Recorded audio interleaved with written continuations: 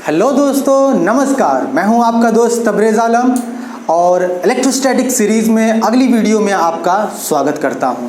पिछले क्लास में हमने क्या पढ़ा था, आइए ज़रा फटाफट हम उसको जान लेते हैं कि क्या पढ़ा था। तो लास्ट लेक्चर में हम लोग पढ़ रहे थे कूलम्ब्स लॉ के बारे में। हमने देखा था कि कूलम्ब्स लॉ आखिर क्या कहता है। तो हमने ये देखा था कि दो पॉइंट चार्जेस के बीच लगने वाले फोर्स को हम लोग कूलम्ब्स लॉ कहते हैं। साथ ही साथ उसका फॉर्मूला निकला था, उसके बहुत सारे सवाल हम लोगों ने बनाए थे और उसके अलावा vector form of Coulomb's law भी हमने पढ़ा था। अगर वो वीडियो आप नहीं देखे हैं तो नीचे डिस्क्रिप्शन में लिंक मैं दे रहा हूँ, आप जल्दी जल्दी जाके उसको देख लेना और फिर इस वीडियो को भी आप लोग देख लेना। तो आइए आज हम लोग क्या पढ़ने वाले हैं उस पर ज़रा बात कर लेते हैं। आज का हमारा जो टॉपिक होगा बेसिकली कूलम्ब्स लॉ कूलम ने दिया था और उन्होंने बहुत सारा चीज़ उसमें कॉपी किया था न्यूटन के ग्रेविटेशनल लॉ से, ग्रेविटेशन ऑफ फोर्स से बहुत सारी चीज़ कॉपी की थी। तो आज हम लोग देखने वाले हैं कि what is the difference between Coulomb force and gravitational force and also what is similarities, दोनों के बीच में समानताएं क्या है, आज वो चीज़ भी हम लोग देखेंगे। तो डिफरेंस भी देखेंगे, समानताएं भी देखेंगे, लेकिन आज का जो सबसे ज़्यादा इम्पोर्टेंट टॉपिक है वो है principle of superposition. Principle of superposition, अभी तक कूलम्ब्स लॉ में हम लोग ये पढ़ रहे थे कि दो चार्जेस के बीच में फोर्स कितना लगेगा, लेकिन अगर दो से अधिक चार्जेस आ जाएंगी और उसके कारण किसी एक चार्ज पर फोर्स निकालना होगा तो वो कैसे निकलेगा, वो बताता है प्रिंसिपल ऑफ सुपरपोजिशन। तो चलिए कॉपी कलम आप लोग निकाल लीजिए, नोट्स बनाते रहिए और जो क्वेश्चन देंगे वीडियो को पॉज करके पहले क्वेश्चंस को बनाइएगा, अपने से खुद से सॉल्व करिएगा और ना होगा तो फिर तो मैं हूँ ही, उसका सॉल्यूशन मैं करूँगा। और वीडियो के लास्ट में बताया जाएगा कि पिछले लेक्चर में जो सवाल दिया गया था उसका सही जवाब किन लोगों ने दिया था, उनका नाम हम लेंगे और साथ ही साथ सबसे पहले सबसे सही जवाब देने वाले को मेरे तरफ से सैल्यूट मिलेगा। तो चलिए बिना किसी बात शुरू करते हैं आज का वीडियो। और आज का पहला टॉपिक, पहला हेडिंग लगा लीजिए। आज का पहला, what is similarity between Coulomb's law and gravitational force. What is similarity between Coulomb force and gravitational force, आज का हमारा पहला टॉपिक होगा। तो चलिए पहले हेडिंग लगा लेते हैं, सिमिलरिटीज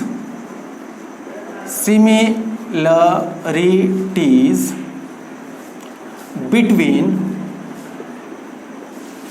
कूलम फोर्स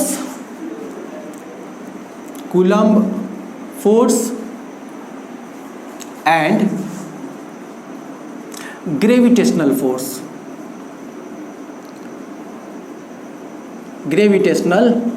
फोर्स, दोनों के बीच में क्या समानताएं हैं उसको हम लोग चलें देखते हैं ज़रा क्या समानताएं हैं। तो कूलम्ब्स लॉ कूलम ने दिया था और ग्रेविटेशनल फोर्स के बारे में लॉ ऑफ ग्रेविटेशन न्यूटन साहब ने दिया था। आइए ज़रा देखते हैं कि दोनों किस चीज़ पर बात करता है। अगर हम पहले बात करें, 11th में पढ़े थे हम लोग ग्रेविटेशनल लॉ, ग्रेविटेशनल फोर्स जो होता है वो दो मासेस के बीच में होता है, दो मासेस के बीच में होता है। और जो कूलम फोर्स होता है वो दो चार्जेस के बीच में होता है, दो पॉइंट चार्जेस के बीच लगने वाले फोर्स को कूलम ने बताया था। इसके रिगार्डिंग फॉर्मूला दिया था हमें। तो क्या था वो फॉर्मूला, दो मासेस हैं और दो चार्जेस हैं, दोनों मास के बीच की दूरी r है, दोनों चार्ज के बीच की दूरी भी हम लोग r ही रखते हैं। और देखते हैं अगर फॉर्मूला इसका क्या निकला। तो लॉ ऑफ ग्रेविटेशन में जो हमारा फॉर्मूला निकला था वो निकला था F is equal to G m1 m2 बट्टा r स्क्वायर। दुनिया का हर एक मास दूसरे मास को अपनी तरफ आकर्षित करता है, एक फोर्स लगाता है, उस फोर्स को हम लोग ग्रेविटेशनल फोर्स कहते हैं, जिसे हम Fg से डिनोट कर सकते हैं। और दो चार्जेस के बीच लगने वाले फोर्स को हम लोग कहते हैं कूलम फोर्स, और ये होता है Fe, यानी इसे इलेक्ट्रिकल फोर्स भी कहा जाता है, इसीलिए Fe है। और Fe बराबर होता है K Q1 Q2 बट्टा R स्क्वायर। अब ध्यान से देखें, हम देखने जा रहे हैं दोनों में समानताएं क्या है, तो ये दो मासेस के बीच लगने वाला फोर्स है और ये दो चार्जेस के बीच लगने वाला फोर्स है। तो ये तो हो गया डिफरेंस, लेकिन अभी हम समानताओं की बात करेंगे। तो समानताएं देखते हैं क्या है। अगर आप ध्यान से देखें तो दोनों में एक कांस्टेंट है, दोनों फार्मूले में एक कांस्टेंट है। यहाँ पर फार्मूला G जिसे यूनिवर्सल ग्रेविटेशनल कांस्टेंट कहते हैं, और यहाँ पर एक K जिसे कूलम कांस्टेंट कहते हैं, इलेक्ट्रोस्टैटिक कांस्टेंट भी कहते हैं। इस G का वैल्यू क्या होता है? इस G का मान होता है 6.67 इंटू 10⁻⁻11 न्यूटन मीटर स्क्वायर पर kg स्क्वायर। इस G का मान होता है 6.67 इंटू 10⁻⁻11। अगर हम इस बात करें K की, तो यहाँ पर जो K है इसका वैल्यू होता है आपको 9 approximately 9 into 10⁹ newton metre square पर कूलम्ब स्क्वायर।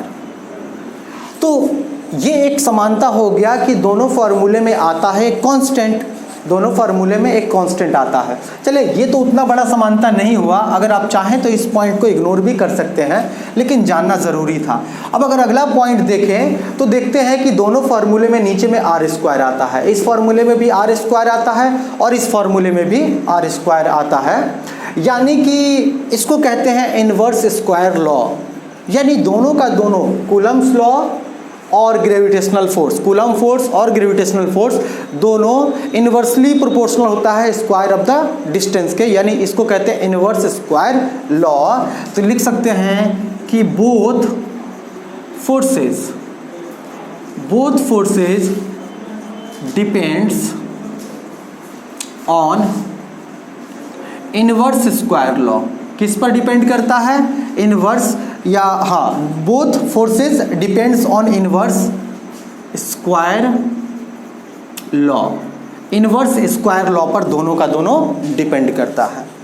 अब और आखिर में इनवर्स स्क्वायर लॉ, जरा इसको डिटेल में मैं बता दूंगा आपको कि इनवर्स स्क्वायर लॉ क्या कहता है।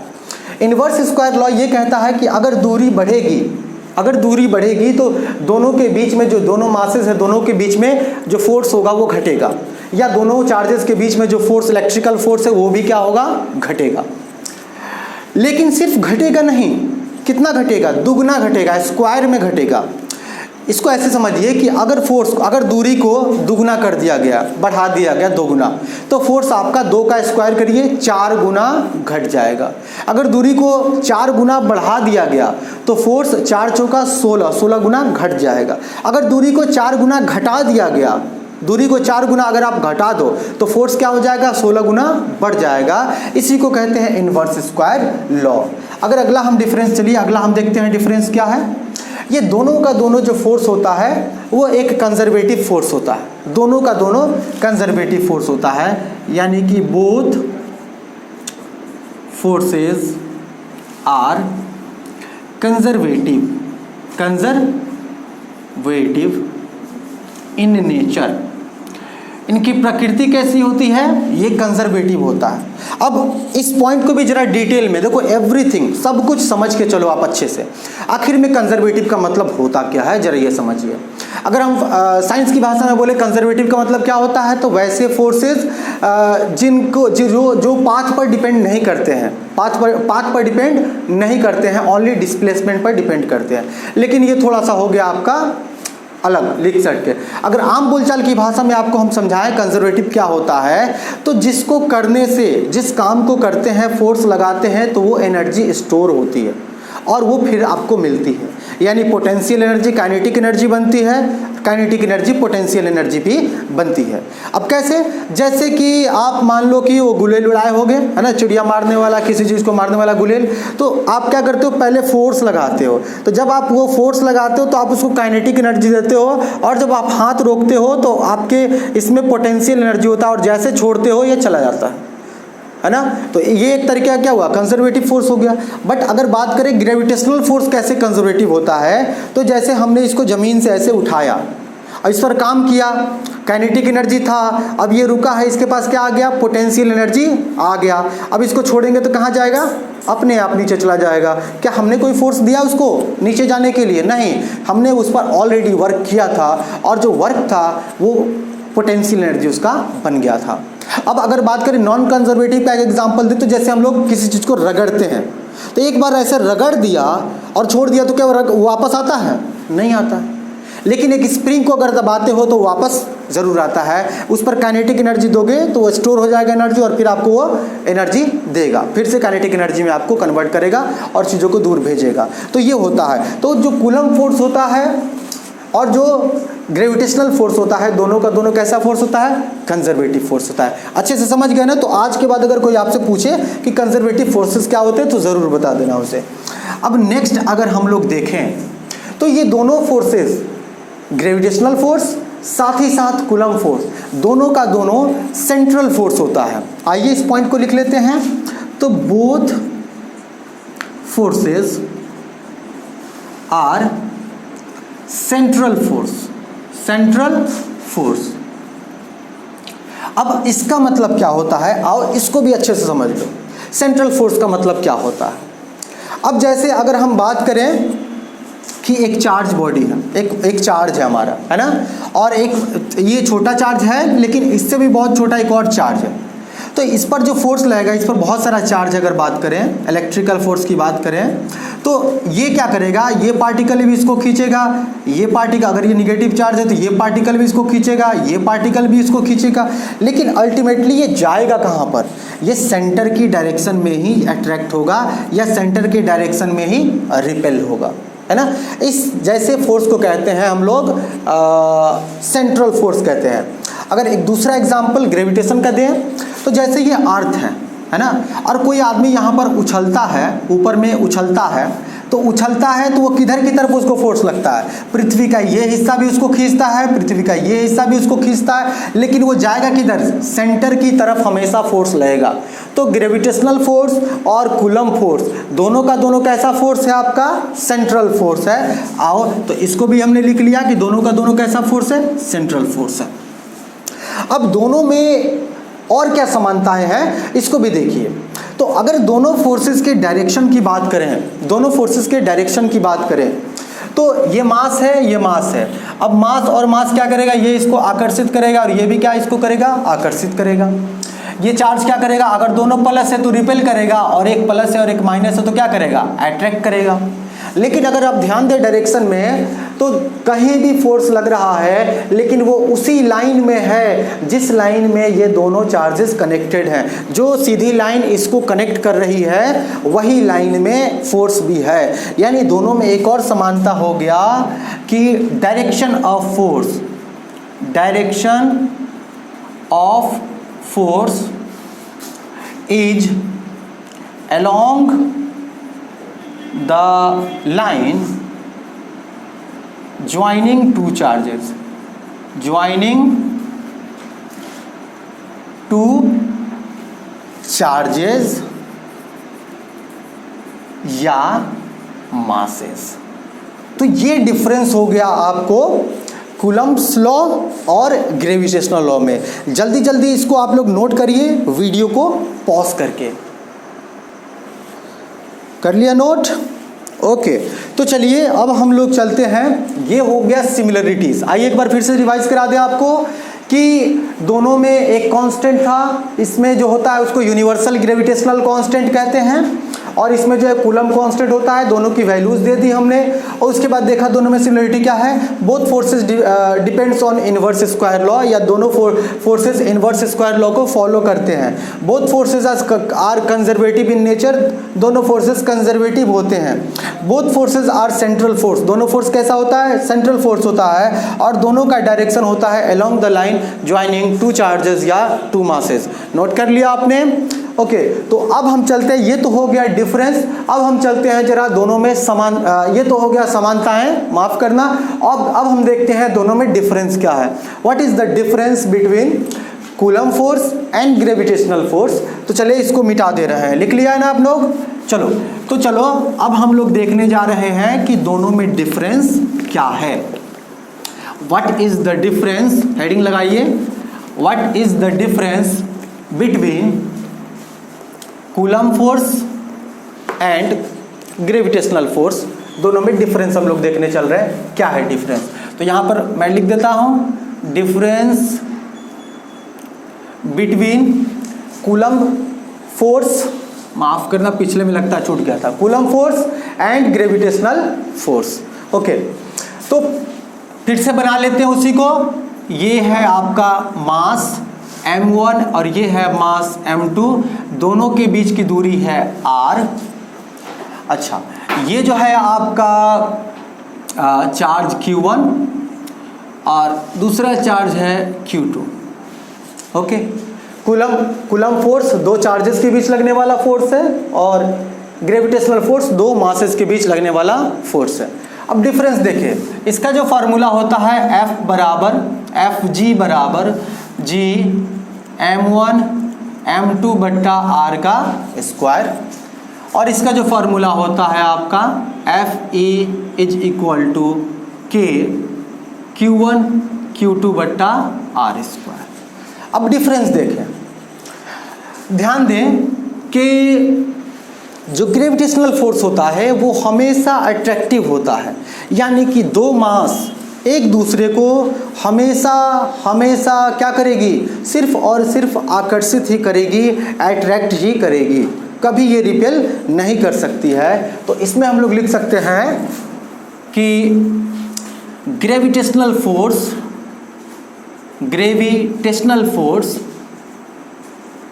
Is always attractive. कैसा होता है ये? Attractive in nature. Gravitational force is always attractive in nature, but जो कूलम फोर्स होता है वो एट्रैक्टिव भी होता है और साथ ही साथ रिपल्सिव भी होता है। तो इसमें हम लोग लिख सकते हैं कि कूलम फोर्स, या इसी को इलेक्ट्रोस्टैटिक फोर्स भी कह सकते हो, तो coulomb force is attractive as well as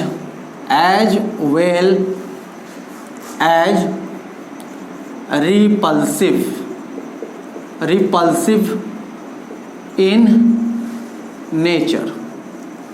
अब इसका कारण क्या हो सकता है? कुछ भी हो सकता है, बट एक कारण हम ये सोच सकते हैं कि जो मास होता है वो हमेशा एक प्रकार का होता है, मास हमेशा पॉजिटिव होता है। अभी तक नेगेटिव मास हम लोग नहीं ढूंढ पाए हैं, तो इसीलिए हो सकता है ये कारण हो। तो हम लोग लिख सकते हैं कि mass is only of one type.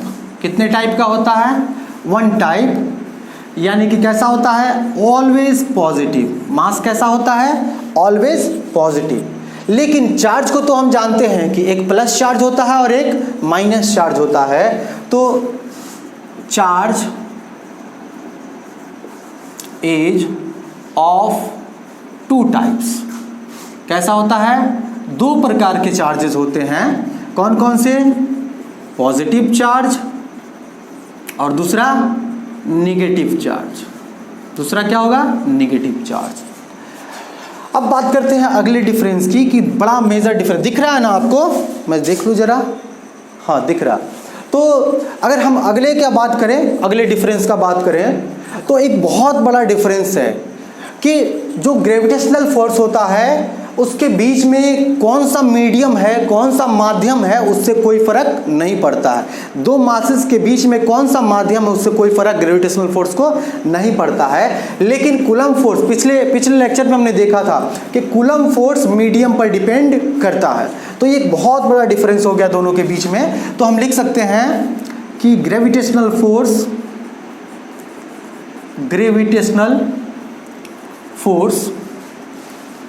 does not depends on medium। माध्यम पर डिपेंड नहीं करता है कौन? Gravitational force. लेकिन Coulomb force depends on medium. Coulomb force medium पर डिपेंड करता है। दिख रहा है ना आपको? Coulomb force depends on medium, माध्यम पर डिपेंड करता है। क्या और कोई डिफरेंस हो सकता है दोनों के बीच में?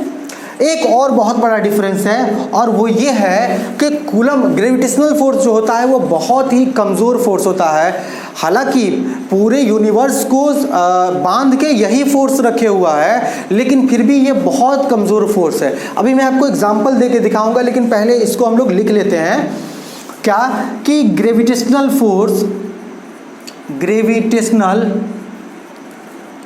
Force is very weak force. कैसा फोर्स होता है? वीक फोर्स, बहुत ही वीक फोर्स होता है। लेकिन जो कूलम फोर्स होता है वो काफ़ी स्ट्रॉन्ग, क्योंकि इलेक्ट्रिकल फोर्स है और ये बहुत स्ट्रॉन्ग होता है। तो coulomb force is very strong force. कैसा फोर्स होता है ये? वेरी स्ट्रॉन्ग फोर्स, बहुत ही स्ट्रॉन्ग फोर्स होता है। अब बात करें कैसे आप पता कर सकते हो कि ग्रेविटेशनल फोर्स बहुत ही वीक फोर्स होता है और कूलम फोर्स बहुत ही स्ट्रॉन्ग फोर्स होता है। तो अगर मैं यहाँ पर ऐसे करके उछलूँ, पूरा का पूरा पृथ्वी मुझे खींच रहा था लेकिन फिर भी मैं उछल गया ना। हाँ, तो देखो पृथ्वी कितना बड़ा है, हमको अपनी तरफ गुरुत्वाकर्षण बल से खींच रहा है, लेकिन फिर भी अपना हम मसल फोर्स लगा के ऐसे छलांग मार सकते हैं। या अगर इलेक्ट्रिकल फोर्स और कूलम फोर्स का कंपैरिजन देखना चाहते हो तो जिस इंक से मैं लिख रहा हूँ, जिस मार्कर से लिख रहा हूँ, उसमें जो इंक है, क्या उस इंक के पास मास है कि नहीं है? ऑफ कोर्स मास है, everything is made up of atoms. और जिसके पास जो एटम है उसके पास मास तो होगा ही, तो इसके पास मास भी है। अब इस पूरे इंक को नीचे की तरफ कौन खींच रहा है? पृथ्वी खींच रहा है कि नहीं? हर एक मास पर फोर्स लगाएगा, लेकिन ये इंक नीचे नहीं जा रहा है। क्यों नहीं जा रहा है? क्योंकि ये इंक चिपका हुआ है बोर्ड से। आखिर बोर्ड से इंक जो चिपकता है, या हम चौक से अगर ब्लैक बोर्ड पर हम लिखते हैं तो वो कौन से फोर्स के कारण चिपकता है? इलेक्ट्रिकल फोर्स के कारण चिपकता है। किसके कारण? इलेक्ट्रिकल फोर्स के कारण चिपकता है। तो पूरा का पूरा पृथ्वी इसको अपनी तरफ नीचे खींच रहा है, लेकिन फिर भी ये नीचे नहीं गिर रहा है। एक मामूली सा बोर्ड इसको चिपकाए हुआ अपनी तरफ। हम जो कांटी ठोकते हैं, हम जो गम लगा के किसी पोस्टर को चिपकाते हैं, वो सारा का सारा कौन सा फोर्स है? इलेक्ट्रिकल फोर्स है। चलिए जल्दी से इसको नोट डाउन कर ले। इस तरीके से हमें पता चलता है कि जो कूलम फोर्स है वो क्या है? बहुत स्ट्रॉन्ग फोर्स है इलेक्ट्रिकल फोर्स से। नोट करें इसको जल्दी से। लिख लिया? ओके, तो अब बारी आती है, नोट कर लिया ना? हर एक लेक्चर का आप लोग नोट्स बनाते हुए चलो। समझ गए बात? हर एक लेक्चर का आप लोग नोट्स बनाते हुए चलो और जिम्मेदारी के साथ पढ़ो, क्योंकि हम एक भी आपको ऐसा टॉपिक छोड़ नहीं रहे हैं। जितना समझा सकते हैं पूरी तरीके से उसको हम कोशिश कर रहे हैं। आप लोग भी मेहनत किया करो। तो चलो अब बारी आती है आज के सबसे इम्पोर्टेंट टॉपिक की, जिस पर ढेर सारा न्यूमेरिकल्स बन सकता है। कुछ न्यूमेरिकल्स हम लोग बनाएंगे यहाँ पर भी। तो वो कौन सा टॉपिक है? आज का जो हमारा बेहतरीन सबसे ज़बरदस्त टॉपिक है वो है प्रिंसिपल ऑफ सुपरपोजिशन। नाम तो सुना ही होगा आप लोगों ने, प्रिंसिपल ऑफ सुपरपोजिशन का। देखिए, जो कूलम्स लॉ है वो आपको दो चार्जेस के बीच लगने वाले फोर्स को बताता है, लेकिन अगर दो से अधिक चार्जेस रहेंगे और वहाँ पर जो फोर्स लगेगा उसको आप कैसे निकालोगे? तो कूलम्स लॉ का ही इस्तेमाल करके एक नियम होता है प्रिंसिपल ऑफ सुपरपोजिशन, उसको पढ़ लें और उससे आप सारे सवाल बना लेंगे। तो हेडिंग लगा लीजिए, प्रिंसिपल ऑफ सुपरपोजिशन। सबसे पहले टूटी फूटी भाषा में हम लोग इसका स्टेटमेंट लिख लेंगे। Principle of superposition, superposition. तो सबसे पहले स्टेटमेंट लिख लेते हैं और फिर बहुत अच्छे से आपको हम समझा देते हैं। कभी भी इस टॉपिक में आपको दोबारा प्रॉब्लम नहीं होनी है, आई गारंटी। तो चले, क्या कहता है ये कि the force on a charge, लिखना शुरू कीजिए। The force on a point charge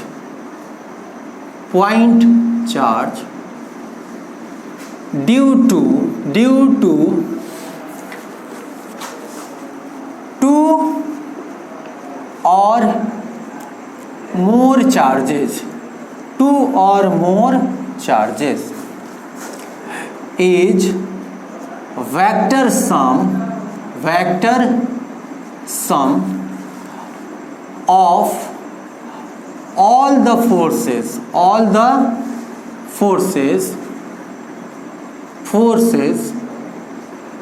due to other charges on that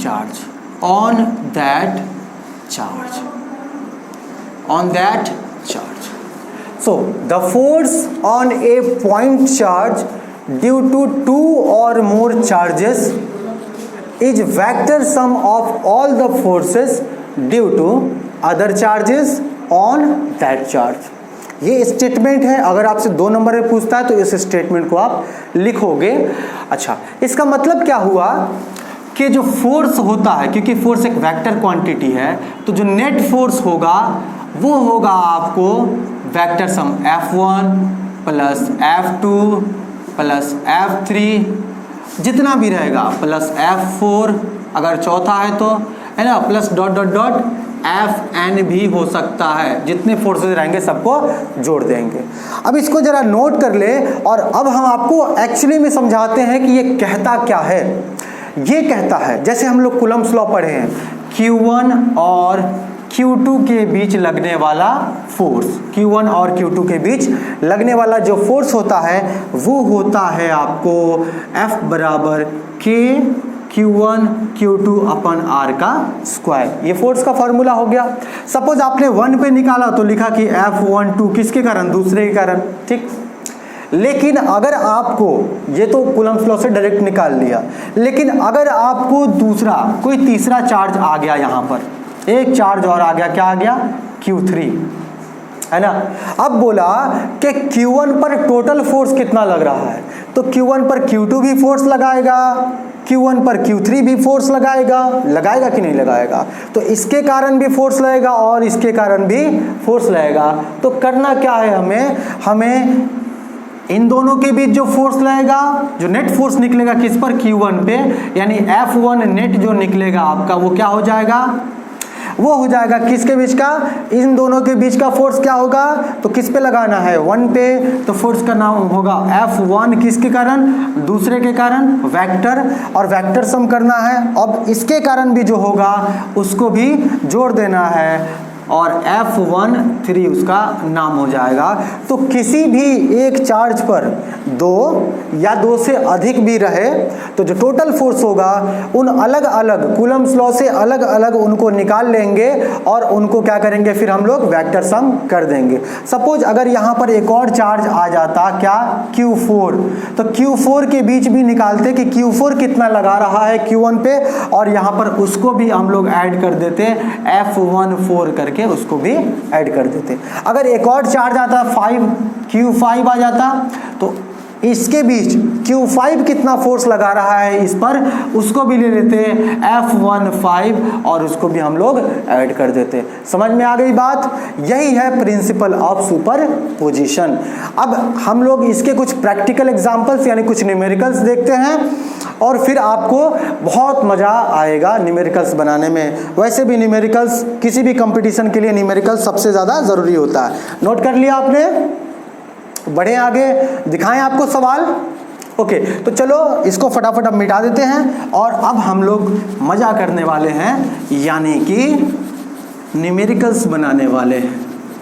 numericals, बहुत बच्चे न्यूमेरिकल्स से डरते हैं, बट ये जो न्यूमेरिकल्स बना रहे हो ये तो काफ़ी आसान है। अगर आप कुछ करना चाहते हो तो बहुत मुश्किल न्यूमेरिकल्स को प्रैक्टिस करना होगा और हम लोग शुरू से ही तो बढ़ेंगे आगे। तो जैसे हम लोग एक क्वेश्चन नंबर 1 ले लेते हैं। सबसे पहला सवाल ले लेते हैं हम लोग क्वेश्चन नंबर 1। आज का पहला क्वेश्चन हमारा 1। अब एक सिंपल सा सवाल लेते हैं। जैसे एक ट्रायंगल बना दिया हमने, एक ट्रायंगल, इक्विलैटरल ट्रायंगल जिसकी सभी शाखाएं बराबर है, सभी इसके साइड्स बराबर है। अब यहाँ पर एक चार्ज Q है, यहाँ पर एक चार्ज Q है और यहाँ पर एक चार्ज Q है। सभी चार्जेस बराबर है और सभी की दूरी बराबर है। ये भी दूरी A है, ये भी दूरी A है, ये भी दूरी A है। सपोज इस पॉइंट का जो है वो नाम है A, इस पॉइंट का जो नाम है वो B है और इस पॉइंट का जो नाम है वो क्या है, C है। अब आपसे क्वेश्चन क्या किया कि जो C पर चार्ज है, कौन सा, यहाँ C पर जो चार्ज है उस पर टोटल फोर्स कितना लग रहा है वो निकालना। यानी व्हाट इज टोटल फोर्स या नेट फोर्स भी कह सकते हैं या रिजल्टेंट फोर्स भी कह सकते हैं। What is total force on charge charge at point C. कहाँ पर? सी पर जो चार्ज है उस पर टोटल फोर्स कितना लग रहा है, इसको अगर निकालना हो तो क्या करेंगे हम लोग? सबसे पहले दूरी तो पता ही है दोनों चार्जेस के बीच में, चार्जेस का मैग्नीट्यूड भी पता है हमको, हम लोग निकाल लेंगे एक एक करके। तो पहले हम ए के कारण सी पर निकालते हैं, फिर बी के कारण सी पर निकालते हैं, ठीक है ना। तो ए के कारण जो निकलेगा उसका नाम क्या हो जाएगा? अब ज़्यादा लैंग्वेज ना लिखते हुए डायरेक्ट बना रहे हैं हम लोग। तो फोर्स ऑन किस पर निकालना है? सी पर। किसके कारण निकालना है? ए के कारण निकालना है। हम सिर्फ मैग्नीट्यूड अभी निकाल रहे हैं, ठीक है ना। तो मैग्नीट्यूड को आप ऐसे भी दे सकते हो, और जब हम लगातार करने लगे, न्यूमेरिकल्स बनाने लगेंगे, तो ये सब उतना फॉर्मेलिटी करने की जरूरत नहीं पड़ेगी। तो अब आइए निकाल लेते हैं क्या हो जाएगा। फोर्स का फॉर्मूला के, इस पर चार्ज कितना है? Q, इस पर चार्ज कितना है? इंटू Q बट्टा दूरी कितनी है? A का स्क्वायर। समझ में आया बात? ओके, अब इसको जरा सॉल्व कर ले। कितना आ रहा है? K Q into Q square बट्टा A का स्क्वायर। समीकरण फर्स्ट मान लें इसको। अब निकालते हैं कि बी के कारण कितना लग रहा है इस पर। किस पर? बी के कारण। तो force on C due to B, ये निकालेंगे। क्या हो जाएगा? के, इस पर चार्ज कितना है? क्यू, इस पर चार्ज कितना है? इंटू क्यू बट्टा दूरी कितनी है? ए का स्क्वायर बराबर, देख ले कितना आ रहा है? के क्यू इंटू क्यू कितना हो जाएगा? क्यू का स्क्वायर बट्टा ए का स्क्वायर। इसको समीकरण 2 मान लें। अब चलो जरा अब डायरेक्शंस की बात करते हैं कि इनका डायरेक्शन, क्योंकि वेक्टर सम करना है और वेक्टर सम के लिए डायरेक्शन बहुत ज़रूरी होता है, बहुत ज़रूरी होता है। तो अगर डायरेक्शन की बात करें तो फोर्स, क्योंकि ये भी पॉजिटिव है, ये भी पॉजिटिव है, तो ये इसको क्या करेगा? रिपेल करेगा। उसी लाइन में क्या करेगा? इसको रिपेल करेगा इधर की तरफ, ठीक है ना।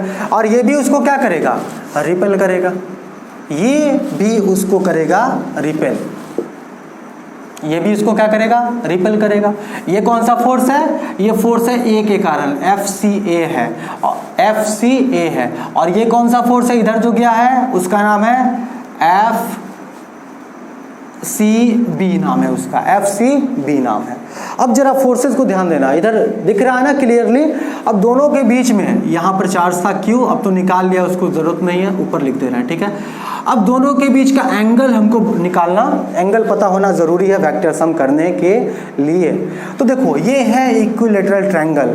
इक्विलेटरल ट्रायंगल यानी समान भुजाओं वाला ट्रायंगल, इसके सभी कोण कितने डिग्री के होते हैं? 60 डिग्री के होते हैं। Every angle is of 60 degree. सभी एंगल कितना डिग्री का है? 60 डिग्री का है। अब ये एंगल अगर 60 है तो ये कितना हो जाएगा? 60 डिग्री हो जाएगा। अब दोनों फोर्सेस के बीच में, दोनों फोर्सेस के बीच में, इसको मैं इधर लिख देता हूँ थोड़ा सा। F क्या नाम था इसका? CB नाम था, ओके। हाँ, तो अगर हम दोनों को देखें और FCB यहाँ पर FCB, ये है FCB का डायरेक्शन, ये है FCB का डायरेक्शन। तो अगर दोनों फोर्सेस के डायरेक्शन के बीच में हम देखें, डायरेक्शन में के बीच में एंगल कितना है? 60 डिग्री का। अब हम क्या करेंगे? हमारे पास दोनों फोर्सेस निकल चुके हैं, वेक्टर का फॉर्मूला लगाएंगे। वेक्टर एडिशन का फॉर्मूला होता है F बराबर रूट अंडर, नेट फोर्स जो निकालना है हमको वो मैग्नीट्यूड उसका, तो वो होता है रूट अंडर F1 का स्क्वायर F2 का square 2F1 F2 cos theta, 2F1 F2 cos theta. अब F1 और F2 को अगर देखो तो ये भी KQ स्क्वायर बट्टा A स्क्वायर है, ये भी KQ स्क्वायर बट्टा A स्क्वायर है, दोनों तो बराबर है। अगर हम दोनों को चाहे सिंपल करने के लिए दोनों को हम F मान के भी बना सकते हैं, दोनों को। चलो हम सिंपल वाला ही आपको बताते हैं। तो दोनों फोर्सेस को क्या मान लिया हमने? F मान लिया, क्योंकि दोनों क्या है? बराबर। तो ये भी हमारा F के बराबर है और ये भी हमारा F के बराबर है, और लास्ट में F का मान पुट कर देंगे, आंसर निकल जाएगा। तो चलिए पुट करें मान, F का स्क्वायर प्लस F का square plus 2 into F into F, और cos कितना डिग्री है? 60 डिग्री है। रूट के अंदर ये सारा चीज़ है। नेक्स्ट, कुछ नहीं करने की ज़रूरत है, हम F का स्क्वायर कितना हो जाएगा? 2F का स्क्वायर प्लस इधर देखिए 2 इंटू F क्या हो जाएगा? F का स्क्वायर हो जाएगा, गुड। और इधर क्या हो जाएगा आपका? ओके, इधर क्या हो जाएगा आपका? cos 60 डिग्री, cos 60 डिग्री होता है 1/2, 2 से 2 कैंसिल हो जाएगा। अब क्या बचेगा?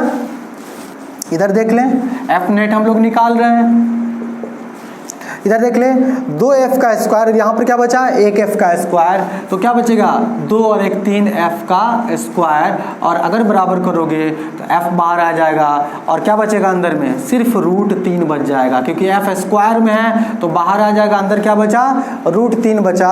f का मान कितना माने थे, KQ स्क्वायर बट्टा a स्क्वायर, f नेट बराबर, तो f नेट कितना निकला हमारा √3 तो है ही, तो √3 क्या आया है KQ स्क्वायर, f का मान कितना है KQ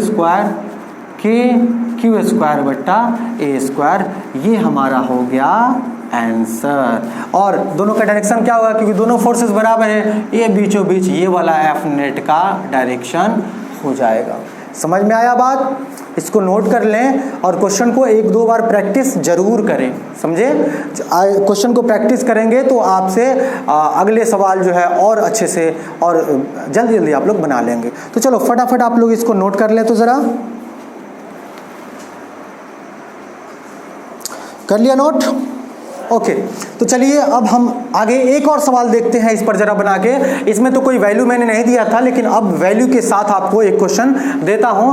पहले आप पॉज करना, खुद ट्राई करना, और नहीं बने तो फिर सॉल्यूशन को देखना। तो चलो एक और सवाल लेते हैं, इस पर एक क्वेश्चन लेते हैं।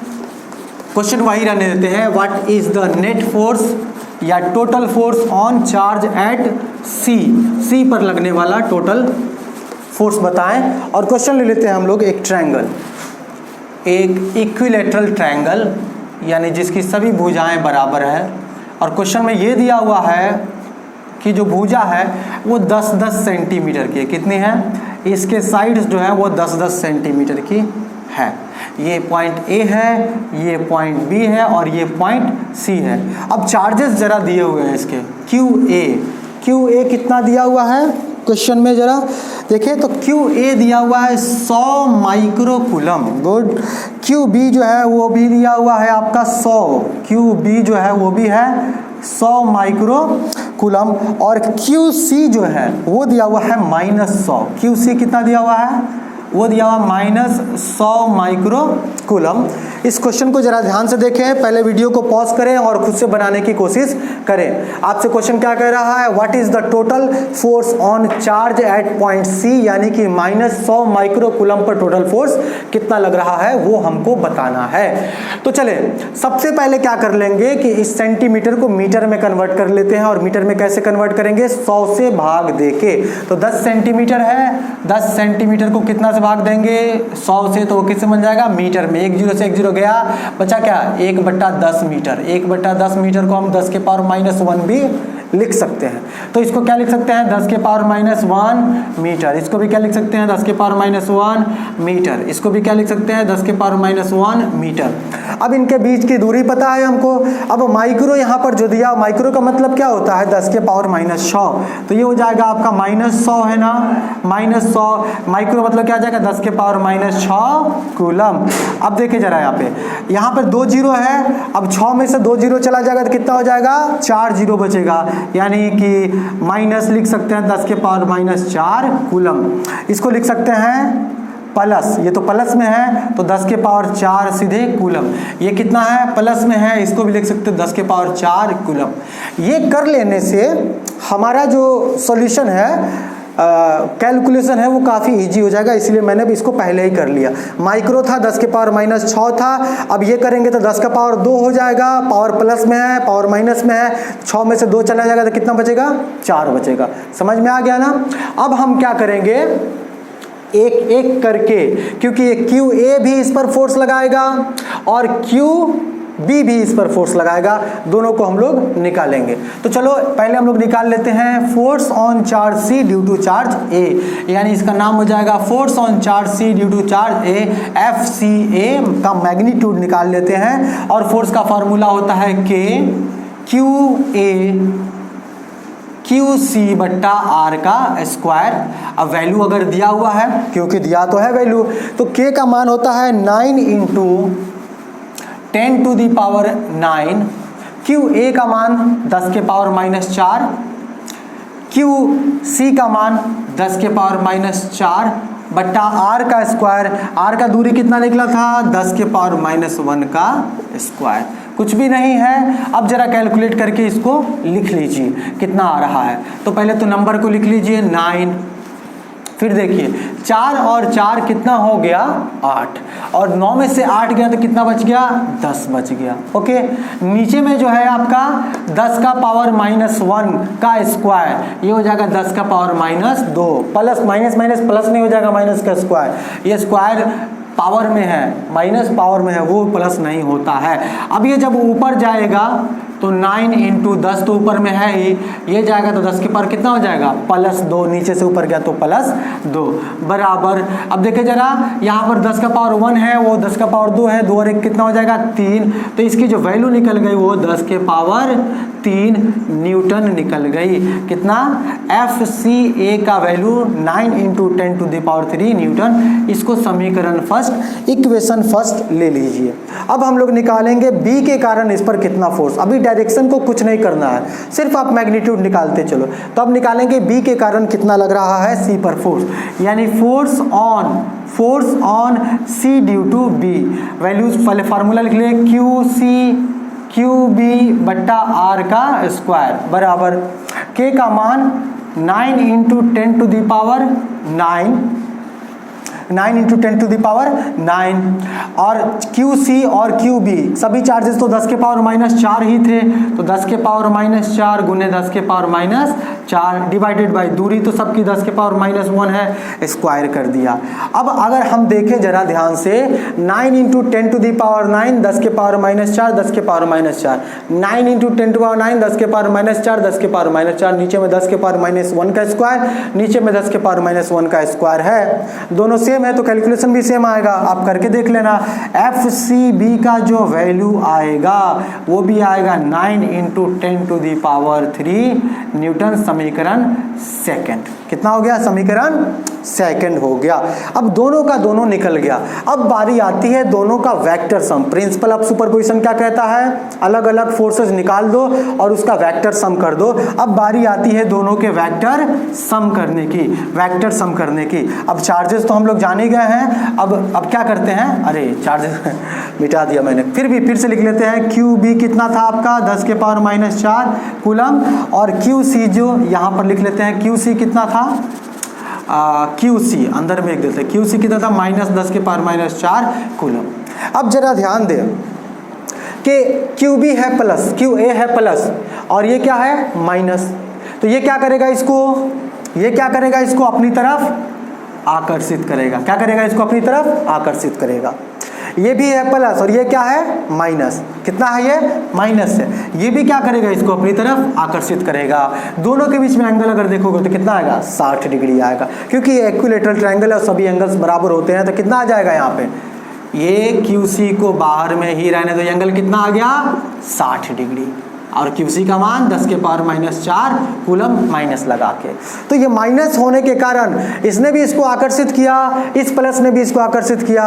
दोनों का मैग्नीट्यूड तो बराबर है, दोनों के बीच में एंगल कितना है? 60 डिग्री का है। दोनों का वेक्टर सम कर देंगे अंदर में रख के। तो दोनों फोर्सेस को क्या मान लो? पिछले सवाल की तरह F मान लो। क्या मान लो? इसको भी F मान लो, इसको भी क्या मान लो? F मान लो। और F के बीच में एंगल कितना है आपका? 60 डिग्री है। कितना है? 60 डिग्री। तो नेट फोर्स निकालो। क्या निकालो? नेट फोर्स क्या हो जाएगा? √F का स्क्वायर प्लस F का स्क्वायर प्लस 2F × F और cos 60 डिग्री। cos 60 का मान कितना होता है? 1/2।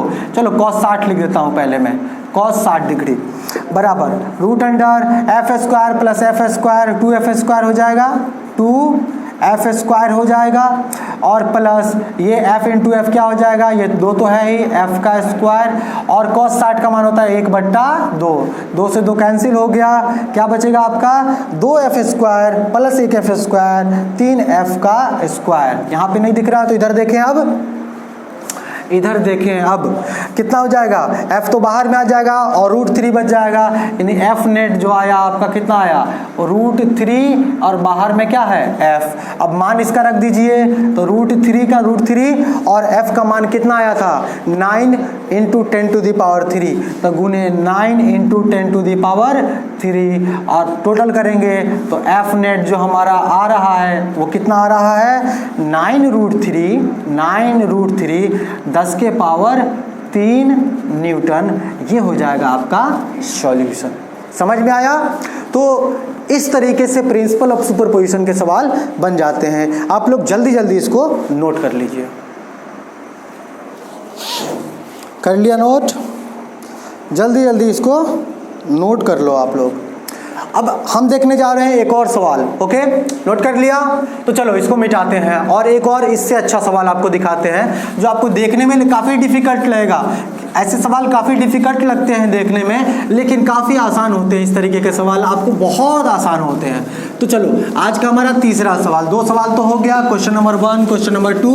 आज का हमारा तीसरा सवाल, और वो सवाल है कि एक सर्कल दिया हुआ है, एक सर्कल है, ध्यान दें। इस सर्कल के पॉइंट्स देखें इस तरीके से। ये एक पॉइंट है, ये एक पॉइंट है, ये एक पॉइंट है और ये एक पॉइंट है। ठीक है, इस पॉइंट का नाम हम रख देते हैं ए, इस पॉइंट का नाम रख देते हैं बी, इस पॉइंट का नाम सी और इस पॉइंट का नाम डी। ठीक, यहाँ पर एक चार्ज रखा हुआ है -q। ओके, यहाँ पर एक चार्ज रखा हुआ है +q, यहाँ पर एक चार्ज है +q और यहाँ पर एक चार्ज है -q। अब आपसे सवाल क्या पूछ रहा है? सवाल पूछ रहा है कि ये सेंटर पर, कहाँ पे? सेंटर पर, किसके? सर्कल के सेंटर पर, यहाँ पर एक पॉइंट है, सेंटर का पॉइंट है, उसका नाम क्या है? O, और इस पॉइंट पर एक चार्ज रखा हुआ है Q, एक पॉइंट चार्ज Q रखा हुआ है और इस सर्कल का जो रेडियस है वो R है। तो रेडियस तो सब बराबर ही होता है, तो चारों का रेडियस कितना है? चारों बगल कितना रेडियस है इसका? R है। अब आपसे क्वेश्चन कहा कि what is the force, what is the net force on charge Q placed at the centre of circle. यानी सर्कल, सेंटर के सर्कल पर एक चार्ज Q रखा हुआ है +q, उस पर टोटल फोर्स कितना लगेगा ये हमको बताना है। तो आइए इस सवाल को हम लोग बनाते हैं, घबराने की बिल्कुल ज़रूरत नहीं है, ये सवाल आपसे बिल्कुल बनेगा। ओके, तो चलो हम लोग एक एक करके सबके कारण निकालेंगे। अभी डायरेक्शन का कोई झमेला नहीं रखेंगे, एक एक करके पहले निकाल लेंगे और बाद में डायरेक्शंस को हम लोग देखेंगे। एक एक करके निकालते हैं। तो चलो सबसे पहले इसके कारण निकाल देंगे इस पर, फिर इसके कारण निकाल देंगे, फिर इसके कारण और फिर इसके कारण। किस लॉ का लगा के? कूलम्स लॉ को लगा के। ओके, तो क्वेश्चन तो पहले लिख लो कि what is net force on charge Q placed at center of circle। Circle पे, सर्कल के सेंटर पर एक चार्ज रखा हुआ है, तो टोटल फोर्स बताना है। तो क्या करोगे? फटाफट लगाओ। ए के कारण लग रहा है, किस पर? O पर। एक ये पॉइंट O है, O ले लेते हैं, इधर का पॉइंट A है, तो A के कारण कहाँ पर लगा रहा है फोर्स? O पे। तो force on O due to A, है ना? क्या हो जाएगा ये? तो K, फॉर्मूला लिख लीजिए, K Q, ये कितना है? Q है इसका वैल्यू, इसका वैल्यू कितना है? Q है। दूरी कितनी है? R का स्क्वायर। ये वैल्यू निकल गई, इसको इक्वेशन फर्स्ट मान लो। अब आओ B के कारण निकाल दो। किसके कारण? इसके कारण निकाल दो। इसके कारण, किसके कारण?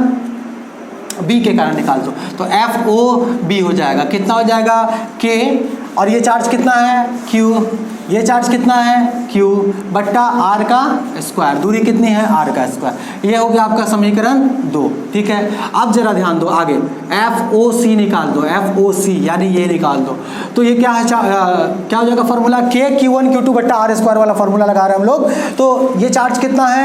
Q, ये चार्ज कितना है? Q बट्टा R का स्क्वायर। अरे सब तो सेम आ रहा है, कोई बात नहीं। ये समीकरण 3 हो गया। अगला निकाल लो, D के कारण कितना लग रहा है? तो FOD ये निकालिए जरा। तो ये हो जाएगा K, D के कारण चार्ज कितना है? Q, माइनस ध्यान नहीं देना है अभी, सिर्फ अब चार्ज को ध्यान दो। तो K Q, साथ में क्या है? Q बट्टा दूरी कितनी है यहाँ से यहाँ की? R का स्क्वायर। ये समीकरण हो गया 4। इस तरीके से फॉर्मूला लगा के चारों को हम लोगों ने निकाल लिया। अब बात करते हैं जरा डायरेक्शंस की। क्या करते हैं? डायरेक्शंस की बात करते हैं। ए से शुरू करते हैं। ये ए एक माइनस चार्ज है। कैसा चार्ज है? माइनस। और ये कैसा चार्ज है? प्लस। तो ये माइनस वाला प्लस को क्या करेगा, अपनी तरफ आकर्षित करेगा। क्या करेगा, आकर्षित करेगा, यानी ये इसको अपनी तरफ अट्रैक्ट करेगा। क्या करेगा, अट्रैक्ट। कौन सा फोर्स का डायरेक्शन है वो है किसके कारण, ए के कारण जो फोर्स लग रहा है, यानी उसका डायरेक्शन क्या है, यहाँ साइड में आपको दिखा रहे हैं उसका डायरेक्शन किसका, एफ ओ ए के कारण ओ पर जो फोर्स लग रहा है उसका डायरेक्शन है ऊपर। ओके, अब हम जरा इस पर ध्यान देते हैं। ये प्लस चार्ज है, सी पर जो है वो प्लस चार्ज है और ये भी एक प्लस चार्ज है। तो प्लस और प्लस में होता है रिपल्सन, रिपल्सन के कारण ये कहाँ जाएगा, ऊपर की तरफ जाएगा। तो ये भी उस पर किधर फोर्स लगाएगा, ऊपर की तरफ। यानी कि सी जो लगा रहा है, चार्ज जो सी पर रखा हुआ है, वो जो फोर्स लगा रहा है वो भी किधर लगा रहा है, ऊपर लगा रहा है। तो दोनों वेक्टर्स, दोनों फोर्सेस पर अगर ध्यान दो, ओ सी और ओ ए पर, दोनों फोर्सेस पर अगर ध्यान दो, यानी एफ ओ ए और एफ ओ सी पर अगर ध्यान दो, तो दोनों का डायरेक्शन किधर है, ऊपर। अब जब दो वेक्टर का डायरेक्शन एक ही दिशा में होता है तो दोनों को हम लोग डायरेक्ट जोड़ देते हैं, डायरेक्ट जोड़ देते हैं। यानी कि पहले हम लोग क्या करेंगे, इस दोनों को जोड़ लेंगे और इसको कुछ नाम दे देते हैं, सपोज 1 दे देते हैं, F1 दे देते हैं। तो F1 जो हो जाएगा वो क्या हो जाएगा, FOA प्लस FOC। हो रहा है वेक्टर सम ही, लेकिन दोनों का डायरेक्शन सेम है, इसलिए डायरेक्ट जोड़ दिया जाता है। वेक्टर के फॉर्मूले में cos थीटा आता है और सेम डायरेक्शन से cos 0 हो जाएगा। cos 0 कितना होता है, 1, इसीलिए वो टर्म जो है आपका हट जाएगा। ओके, तो यहाँ पर आइए फिर हाँ, यहाँ पर आइए और दोनों का वैल्यू रखिए। कितना है FOA, तो वो है KQ बट्टा R का स्क्वायर प्लस ये वैल्यू भी कितनी है, KQ बट्टा R का स्क्वायर। दोनों को जोड़ेंगे तो F1 का जो मान आ जाएगा वो आ जाएगा 2KQ बट्टा R का स्क्वायर। इसको अभी सुरक्षित रखें, आगे काम आएगा। इसको समीकरण हम लोग A मान लेते हैं। क्या मान लेते हैं, A मान लेते हैं पहचान के लिए। अब जरा हम इसके डायरेक्शन को देखते हैं, इन दोनों फोर्सेस के डायरेक्शन को देखते हैं। तो देखो पहले इस पर देखते हैं, ये प्लस चार्ज है और ये भी एक प्लस चार्ज है। तो प्लस और प्लस को क्या करता है, रिपल्सन। तो जो डायरेक्शन हो जाएगा किसका, force due to B on किस पर, ओ पर, यानी FOB जो हो जाएगा उसका डायरेक्शन किधर आ रहा है, इधर की तरफ आ रहा है। किधर आ रहा है, इधर की तरफ। अब ये माइनस चार्ज है और ये प्लस चार्ज है, ये भी इसको क्या करेगा, अट्रैक्ट करेगा। इसका डायरेक्शन भी किधर हो जाएगा, उधर ही, यानी FOD भी उसी दिशा में है। और अभी अभी हमने देखा कि जब दो फोर्सेस का डायरेक्शन सेम होता है तो दोनों को क्या कर देते हैं हम लोग, सीधे जोड़ देते हैं, यानी इन दोनों को भी जोड़ देंगे। अब इसका नाम सपोज हम लोग रख लेते हैं क्या, F2 रख लेते हैं। F2 क्या हो जाएगा, FOB प्लस FOD। अब ये भी रिजल्ट सेम आएगा, क्योंकि देखो ये FOB और ये FOD, ये दोनों भी क्या है आपका, सेम है। जोड़ दो इसको और जोड़ोगे तो F2 का मान कितना आ जाएगा, 2KQ बट्टा R का स्क्वायर। अच्छा, इसको मान लो समीकरण बी मान लो इसको। ओके, अब 4 फोर्सेस नहीं देखना है आपको, अब मात्र आपको 2 फोर्स देखना है। एक किधर लग रहा है, इधर की तरफ, इसका नाम हमने क्या दिया है, F2। और एक किधर लग रहा है, ऊपर की तरफ, इसका नाम क्या दिया हमने, F1। अगर दोनों F1 और F2 के बीच में डायरेक्शन देखो तो कितना है, 90 डिग्री का। तो 90 डिग्री का है तो F1 और F2 को क्या कर दो, जोड़ दो। ये F2 जो आया था और F1 जो हमने सुरक्षित रखा था, इन दोनों को जोड़ने का समय आ गया है। दोनों के बीच में एंगल कितना है, 90 डिग्री। और जब एंगल 90 डिग्री होता है, cos 90 होता है 0, तो वेक्टर का फॉर्मूला हो जाता है F नेट बराबर रूट अंडर F1 का स्क्वायर प्लस F2 का स्क्वायर। cos वाला टर्म कहाँ चला गया, cos 90 होने के कारण 0 हो गया और उस टर्म को लिखने की जरूरत अब नहीं है। अब जरा हम फॉर्मूले को ध्यान से रखें। अगर आप ध्यान दें तो दोनों फार्मूला 2KQ बटा R स्क्वायर, 2KQ बटा R स्क्वायर सेम है। तो क्या करते हैं, दोनों को हम लोग मान लेते हैं F। ये तरीका आप सीख लो। शुरू में तो हो सकता है थोड़ी कठिनाई हो, लेकिन ये आपको बहुत आसान कर देगा। लास्ट में मान आपको पुट करना है ना।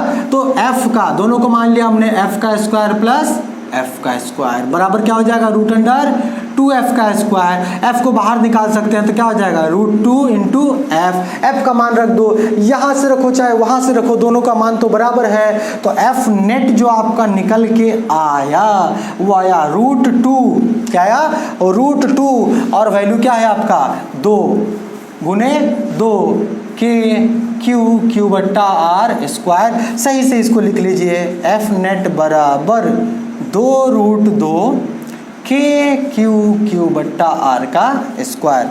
आई होप आपको दिख रहा होगा यहाँ पर एफ नेट बराबर आया है 2√2 क्यू बट्टा आर का स्क्वायर। तो ये सवाल भी आपको बन गया। अब इसको जल्दी जल्दी आप लोग नोट करें, इसके बाद एक और सवाल हम लोग देखते हैं, फटाफट इसको नोट करिए। कर लिया नोट?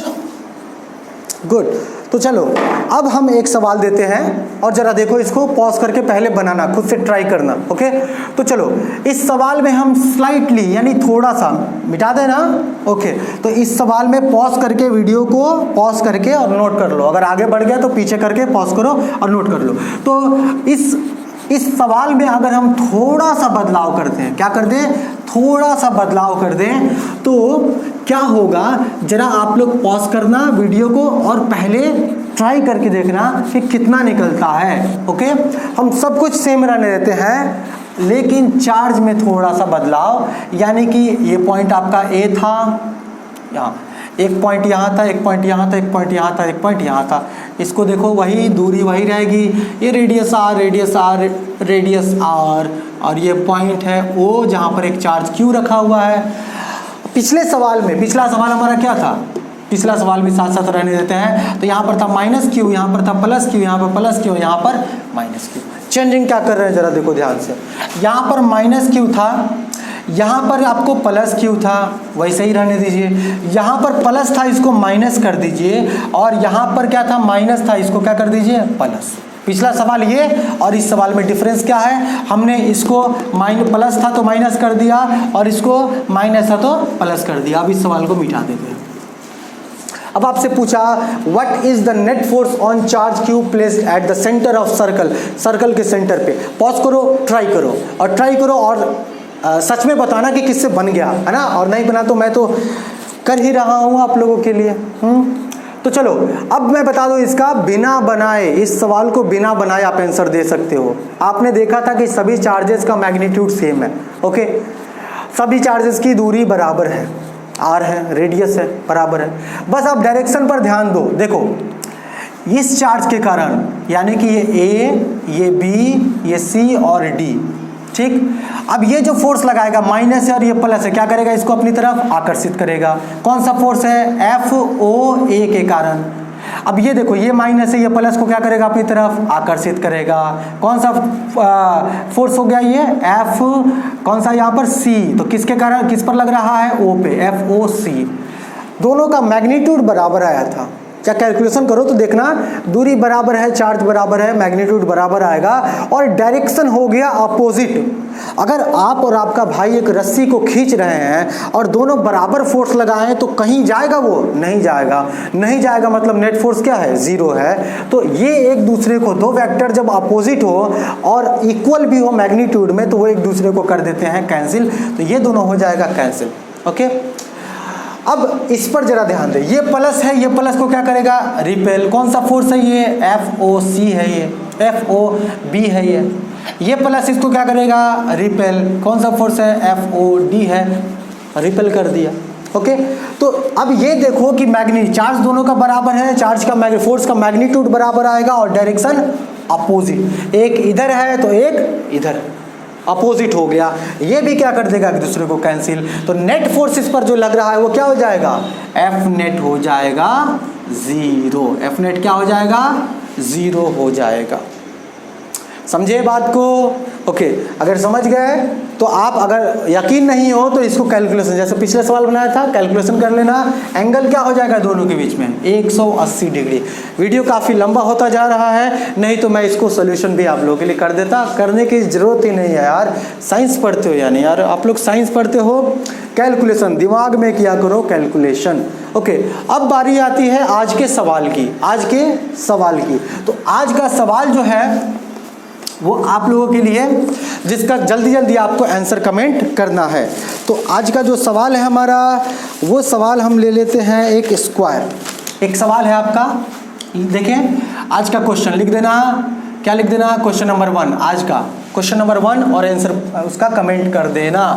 तो क्वेश्चन क्या है, क्वेश्चन ये है कि एक स्क्वायर है, क्या है, एक स्क्वायर है और इस स्क्वायर का सभी साइड है 4 सेंटीमीटर। स्क्वायर है तो सभी साइड बराबर होगा ही, ये भी 4, ये भी 4, ये भी 4 और ये भी 4। ओके, अब यहाँ पर चार्जेस देखें क्या क्या रखा हुआ है। ये है पॉइंट ए, ये पॉइंट बी, ये पॉइंट सी और ये पॉइंट डी। ठीक, चार्जेस को मैं चाहूँ तो बगल में लिख देता हूँ, वहाँ पर न लिख के बगल में मैं लिख देता हूँ। तो क्यू ए का जो मान है वो है 1 कूलम, यहाँ पर जो चार्ज है 1 कूलम। क्यू बी का जो मान है, क्यू बी का जो मान है वो है 16 गुने 10 के पावर माइनस 19 कूलम। यहाँ पर जो चार्ज है उसका मान कितना है, 16 गुने 10 के पावर माइनस 19 कूलम।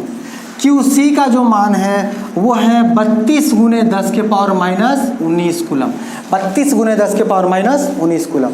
और क्यू डी पर जो चार्ज है, क्यू डी पर जो चार्ज है उसका मान है माइनस 16 इंटू 10 के power minus 19 coulomb.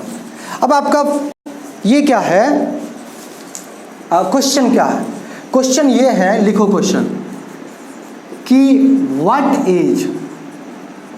Is net force on charge 1 coulomb, charge 1 coulomb. ये 1 कूलम का जो चार्ज यहाँ पर रखा हुआ है, 1 कूलम का जो चार्ज रखा हुआ है, इस पर इन तीनों के कारण कितना फोर्स लग रहा है ये आपको बताना है।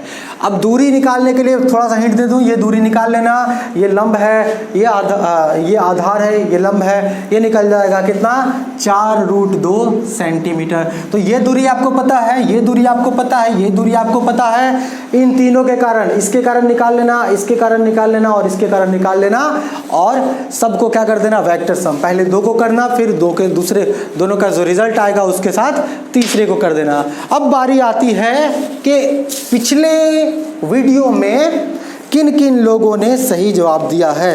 तो क्वेश्चन तो काफ़ी आसान था और बहुत खुशी की बात है कि सबने सही जवाब दिया है।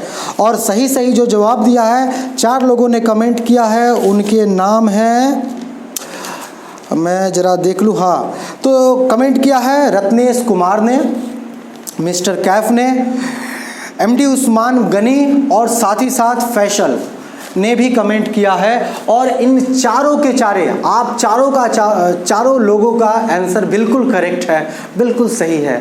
तो आप सभी को बधाई। और सबसे पहले जवाब क्योंकि दिया था रत्नेश ने, इसलिए आपको मेरी तरफ से एक सैल्यूट। इसी तरीके से कीप रॉकिंग। अगर आप चैनल पर पहली बार आए थे, वीडियो को सब्सक्राइब करना, चैनल को सब्सक्राइब करना बिल्कुल ना भूलें और साथ ही साथ कमेंट करके बताएं कैसा लगा आपको वीडियो। मैं आपका दोस्त तबरेज़ आलम आपसे विदा लेता हूं, फिर आपसे मुलाकात होगी, तब तक के लिए शुक्रिया, बाय बाय।